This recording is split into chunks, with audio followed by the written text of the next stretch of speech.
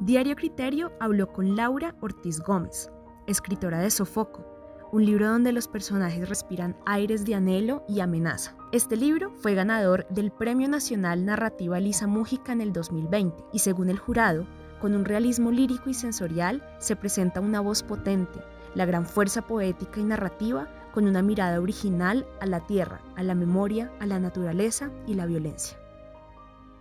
Bueno, Laura, para empezar quisiera volver un poco atrás y saber en qué momento tomaste la decisión de estudiar literatura en la Universidad Javeriana.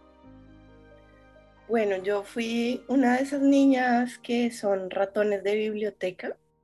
De hecho, recuerdo con mucha emoción aprender a leer. Para mí era como un acto mágico poder descifrar esas cosas que estaban en los libros y me daba mucha curiosidad.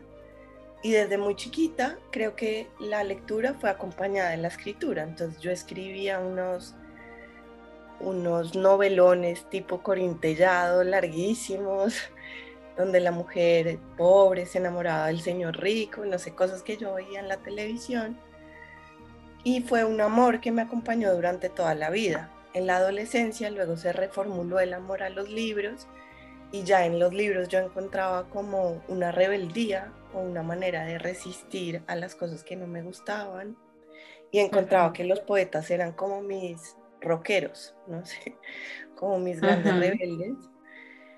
Y entonces fue algo como casi que natural. Yo desde chiquita decía que iba a estudiar literatura, pero justo cuando ya tocaba tomar la decisión, pues me dio mucho miedo, teniendo en cuenta como el contexto colombiano y las cosas que te dicen de que vas a vivir, esto no tiene sentido, tienes que tomar una carrera más productiva. Y me acuerdo mucho que le dije a mi mamá como, no, creo que no puedo estudiar literatura porque va a ser un fracaso en mi vida. Y yo le agradezco mucho que ella fue quien me empujó y me dijo como, mira, muy poca gente tiene una pasión tan clara y tan definida en su vida y tú la tienes y no vas a ser feliz si no lo haces. Entonces ella Ujú. me terminó de dar Qué el lindo. empujón y por eso estudié literatura. Mm, Ahora nombrabas a la poesía y sé que la poesía fue uno de los primeros acercamientos de la adolescencia como a este mundo literario.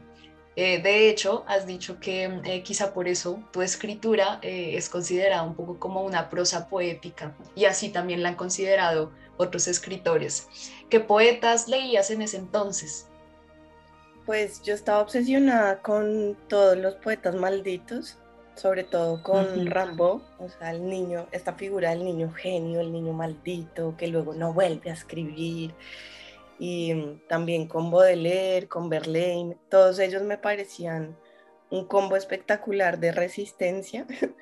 Y luego, paralelamente, encontré también a Gonzalo Arango en Colombia, que me parecía también una voz contestataria que iba en contra de todo lo tradicional de la cultura antioqueña, y todo ese gesto como de ruptura me parecía muy divertido y me inscribía en él. También me gustaba mucho Vicente Huidobro, eh, porque también me gustaba esta cosa de casi que nada, dadaísta, de terminar en un grito y de terminar rompiéndolo todo. Entonces sí, en la adolescencia lo que yo leía era como poetas punk para su época. ¿Y también tenías algo punk en esa época?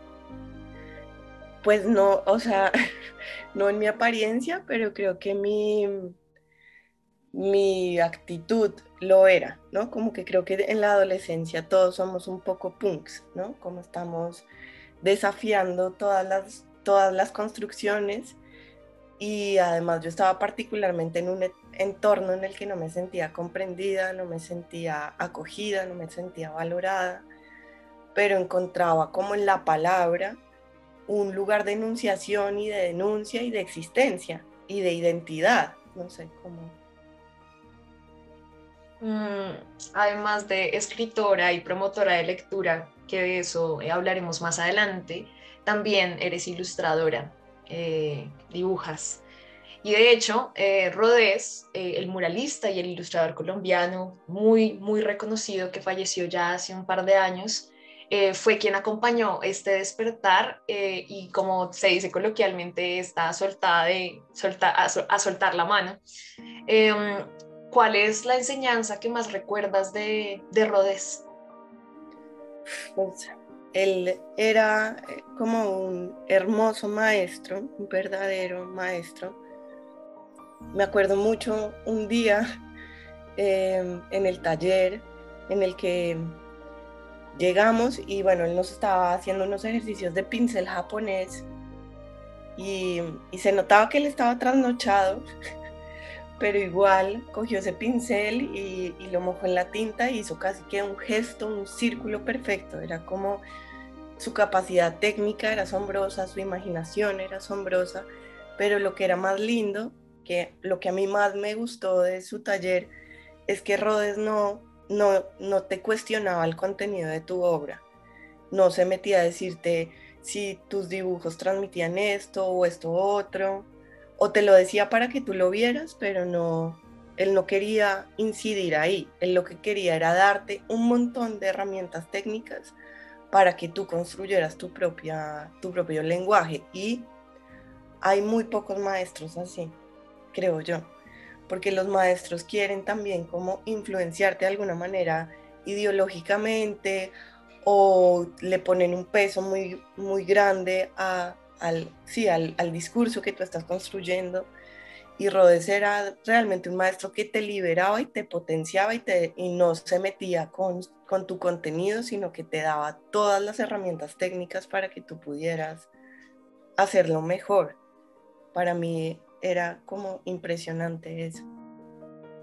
Laura, hubo un tiempo en el que estuviste lejos de la escritura porque creías en ese momento que era un sueño enterrado. Cuéntanos un poco por qué, cómo viviste ese tiempo y a raíz de qué nació esta idea de que era mejor enterrar ese sueño de ser escritora.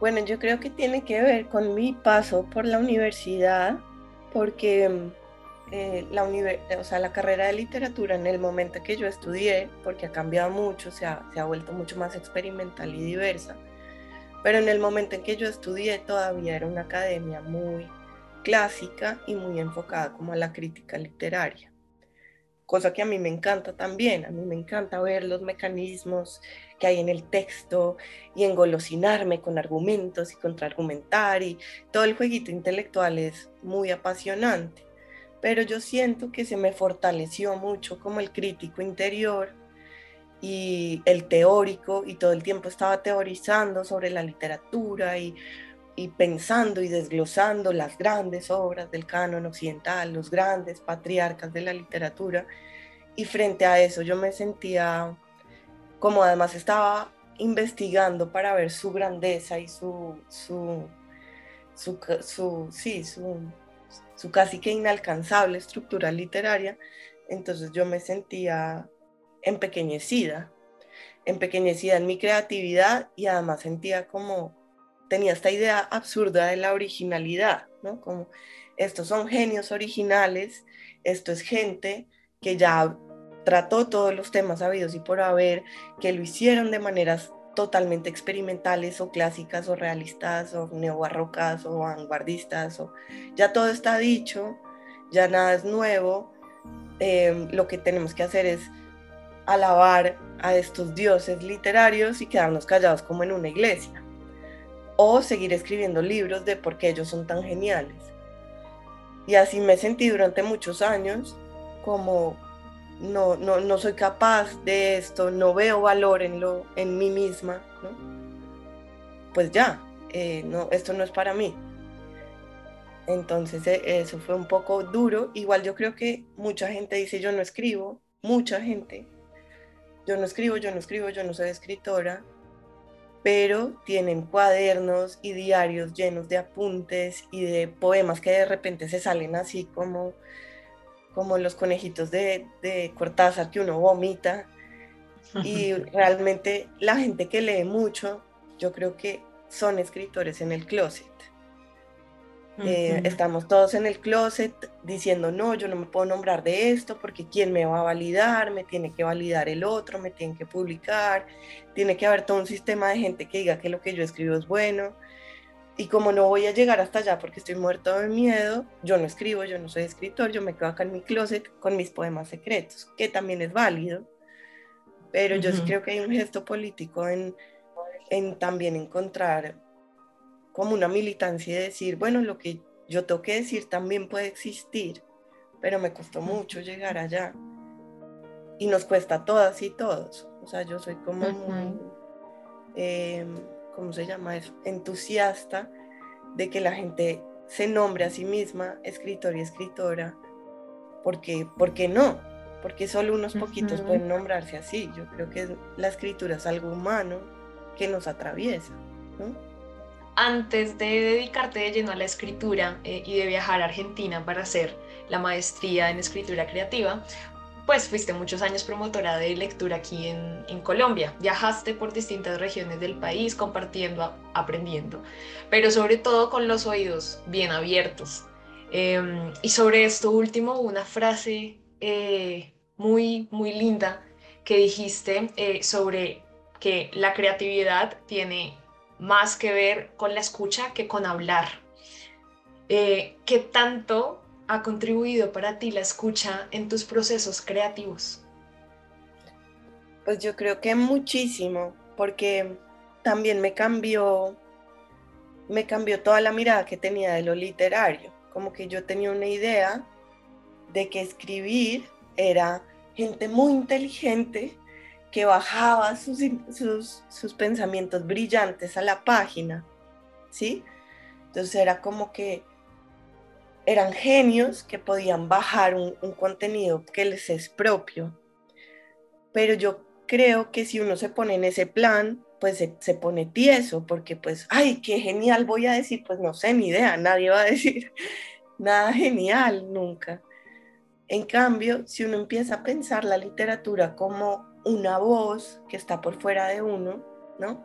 O como voces de personajes que están por fuera de uno, te va a evitar otra cosa que te va a sorprender, porque no estás controlando el texto, ¿sí? Así lo vivo yo, o sea, por ahí mucha gente escribirá desde otro lugar, digamos, los ensayos sí se escriben mucho desde el juego del pensamiento, pero creo que hay algo de la disposición de no saber hacia dónde te va a llevar el texto, que es muy liberador para esa idea del ego, ¿no? Porque si uno está tratando de decir algo brillante, pues se va a quedar tieso. En cambio, si uno escucha algo que le es externo o que no es uno mismo del todo, o cosas que el pensamiento también lo sorprende a uno. Hay muchas mujeres ensayistas que se nota que están teniendo iluminaciones mientras escriben, ¿no? Como que creo que eso también hace la escritura, ¿no? Cuando uno está pensando solo en su casa, es como un cassette rayado, como un disco rayado, pero hay algo del gesto de la escritura que te saca de ese loop y que te ayuda a escuchar otras dimensiones del pensamiento o de los personajes o de la imaginación. Entonces creo que además es muy liberador y además te libera de la idea de, uy, soy genial, escribí algo maravilloso. Es como Claro. más bien que genial es la escritura como dispositivo que nos permite descentrarnos. Bueno, Laura, hablemos ahora de Sofoco. Estos cuentos hicieron parte de tu tesis de grado de la maestría en Argentina y además aquí en Colombia ganó el Premio Nacional de Novela Narrativa Elisa Mújica en el 2020. Antes de entrar en el fondo de los cuentos, quisiera saber qué representó para ti escribir un libro sobre Colombia lejos de Colombia. Pues yo creo que fue casi que la necesidad, una necesidad muy fuerte por muchos, que iba por muchos caminos.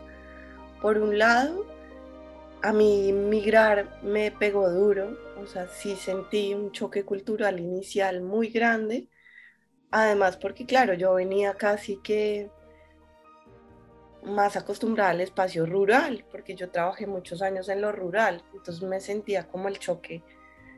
Yo iba a Bogotá y pues nací en Bogotá y conozco las lógicas de Bogotá, pero en Bogotá estaba pocos días y el resto del año me la pasaba era viajando. Entonces incluso sentía a veces choque al llegar a Bogotá, me daba muchísimo miedo Transmilenio, o sea, cada vez me daba más miedo las dinámicas masivas.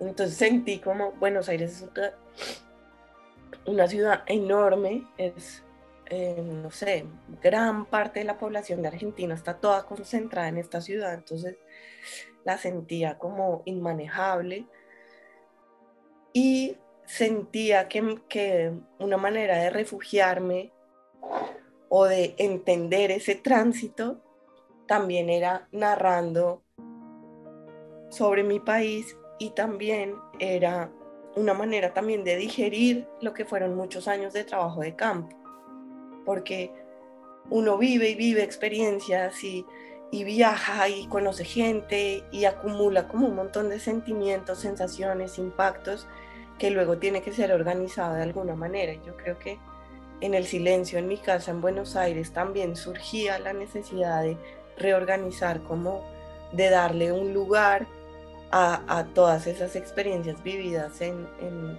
la promoción de lectura. Además de la naturaleza que está muy presente en Sofoco, también hay varios tintes de musicales, ¿no? Se siente la música viva en algunos de los cuentos, hay champeta, hay bullerengue, y de hecho hiciste una playlist con las canciones que incluiste ahí en Sofoco. ¿Qué géneros musicales fueron fundamentales para la escritura de este libro y por qué? Pues yo me apoyo muchísimo en el sonido. Me parece que, pues bueno, que la música es como lo que yo hubiera querido ser y no pude. No tengo ni un poquitico de talento de nada. O sea, sé que podría intentarlo, pero bueno, se me escapa de muchos niveles. Pero yo creo que la música tiene algo muy, muy poderoso y es precisamente existir sin la necesidad del lenguaje. Y como yo soy puro lenguaje, yo todo lo tengo que decir para explicarle, pero la música tiene esta posibilidad de pegarte en el centro del corazón sin que tú puedas hacer nada ni defenderte. Entonces, y apuntar al centro de las cosas, que es más allá de las palabras, ¿no? Entonces yo me agarro como de la ola musical para tratar de apuntar a eso que quiero apuntar, que no tiene nombre, que esa sensación tan específica que quiero despertar en el lector, pero no es susceptible de ser dicha. Entonces es como me ayuda muchísimo, me impulsa mucho.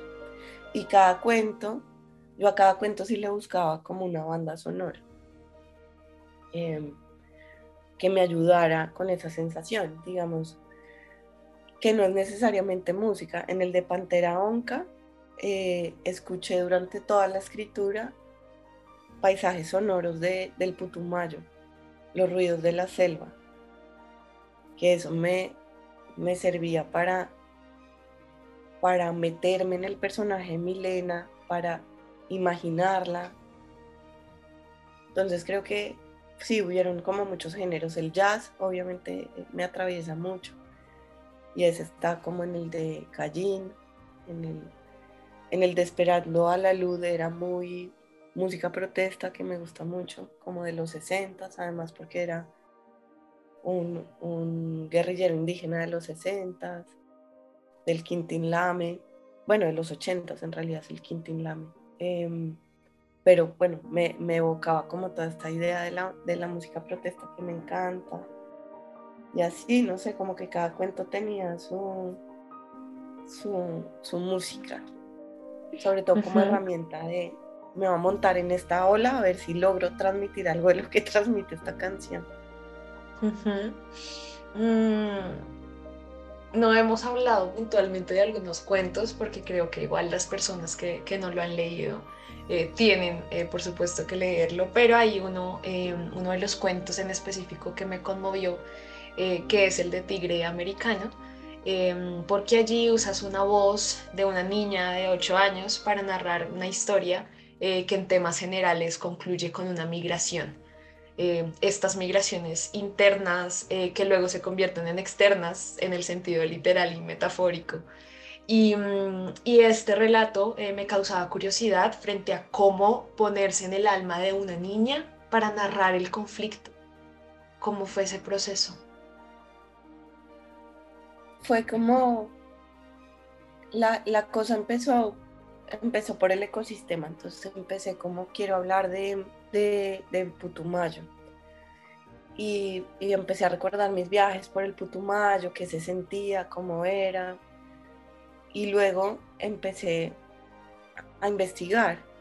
Bueno, pero por otro lado estaba la pregunta sobre la ocupación paramilitar, como en términos reales, porque siempre tenemos como unas ideas muy abstractas. Ocupación, toma guerrillera, o sea, ya tenemos un montón de lenguaje que no dice nada. Y yo quería saber cómo es eso, cómo sucede en lo práctico, en la vida cotidiana, qué te termina pasando. Y ahí me puse a leer como informes del Centro Nacional de Memoria e investigaciones también. Y me encontré una investigación sobre las masacres y la ocupación en el Tigre Putumayo. Y ahí empecé a entender como un montón de cosas horribles sobre la fiscalización de los cuerpos, sobre cómo les miraban realmente si eran trabajadores del campo en las manos, sobre cómo se convertía toda una estructura de control de todos los aspectos de la vida. Y ahí me quedó sonando tigre, tigre, tigre, y me acordé que el tigre o el jaguar es un animal de poder del yagé. Y yo tomé yagé allá en el Putumayo, que también es la gran lugar Cofán, Kamsá, Inga del yagé. Y dije como qué terrible que la masacre suceda en Tigre, en el nombre del jaguar, y empecé a investigar sobre el jaguar, sobre sus implicaciones chamánicas. En muchas culturas americanas el chamán se transforma en jaguar. Y bueno, ahí se iba armando, pero dije jaguar no, jaguara, que hijo de putas, porque nunca lo hablamos en femenino. La fuerza de la jaguara. Y entonces ahí ya se volvía como una historia de lo femenino. Y ahí apareció la niña, ¿no? Como quién puede contar todo esto, porque yo tampoco quería que fuera una cosa súper explicativa, como los paramilitares hacen esto otro y hacen esto otro, fin. Sino que la niña iba a saber poquitas cosas. Ella sabe lo que sabe. Y esa reducción de lo que ella puede percibir y de lo que alcanza a interpretar me empezó a conmover a mí también, ¿no? Y la voz empezó a aparecer, no sé cómo explicar, o sea, yo creo que sí tiene que ver con algo místico, como que uno empieza a convocar una a otra que no es una y a escucharla. Entonces me puse a ver, como que en un momento tú ya ves el personaje y ves lo que está haciendo y tratas de escucharlo, algo así. Uh-huh.